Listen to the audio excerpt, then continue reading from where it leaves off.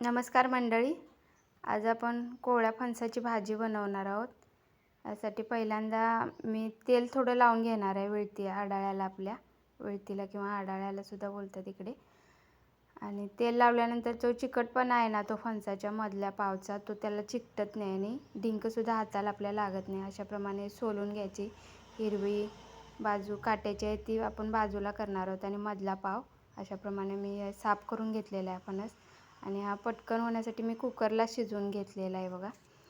इकडं तेल गरम करत ठेवलेलं आहे. मोहरी घातलेली आहे.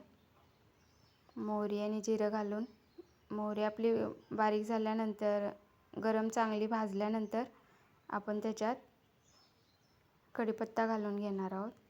कढीपत्ता घातल्यानंतर मिरची घालणार आहोत. हे एकजीव करून घ्यायचे सगळे, मोहरी जिरं कढीपत्ता चांगलं भाजून घ्यायचा व्यवस्थित. त्यानंतर आपण लगेचच त्याच्यात कांदा घालणार आहोत. मी याच्यासाठी कडधान्य म्हणून उकडलेल्या शेंगा होत्या कोवळ्या बाजारातून आणलेल्या ओल्या, त्या घातलेल्या आहेत. हळद मीठ घालून घेतलेलं आहे.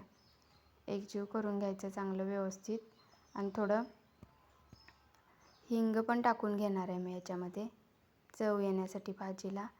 आणि मिरची असल्यामुळं लाल तिखट आपल्या प्रमाणात थोडंसंच घालायचं एकदम. अशा प्रमाणात ही आपली फणसाची भाजी बारीक केलेली मी हातानंच चुरडून घेतलेली आहे. वरती कोथिंबीर घातलेली आहे आणि वाफेवर आपलं असं वाफेवरच घालायचं, पाणी अजिबात टाकायचं आणि वाफेवर शिजवून घ्यायची. अशा प्रमाणे आपली ही फणसाची भाजी वाफेवर शिजवून झालेली आहे बघा. तुम्ही बघू शकता किती दिसायला छान दिसते ही. आणि एकदम पौष्टिक आहे ही भाजी.